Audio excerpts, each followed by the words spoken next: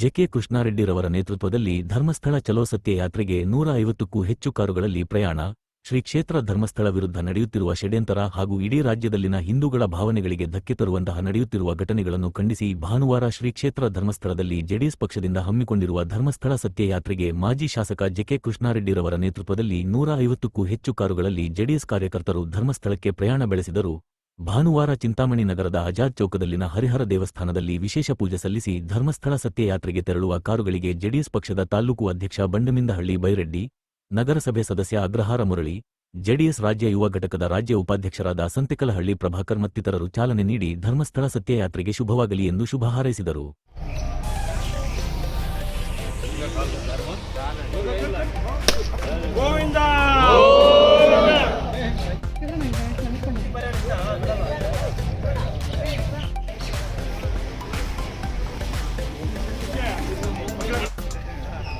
ಈಗ ಇಡೀ ರಾಜ್ಯದಲ್ಲಿ ಎಲ್ಲ ಹಿಂದೂಗಳ ಭಾವನೆಗೆ ಧಕ್ಕೆ ಬರೋ ರೀತಿಯಲ್ಲಿ ಷಡ್ಯಂತ್ರವನ್ನು ನಡೀತಾ ಇದೆ.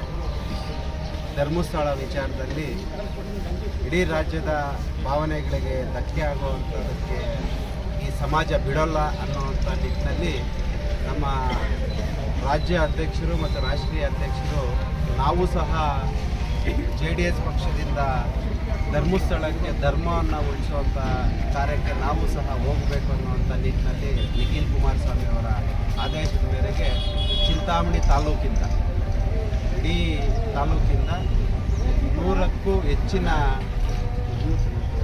ಗಾಡಿಗಳನ್ನು ಇವತ್ತು ನಾವು ಚಾಲನೆಯನ್ನು ಕೊಡ್ತಾ ಇದ್ದೀವಿ. ಹಾಗಾಗಿ ಈ ಒಂದು ಕಾರ್ಯಕ್ರಮ ಯಶಸ್ವಿಯಾಗಲಿ ಅಂತೇಳಿ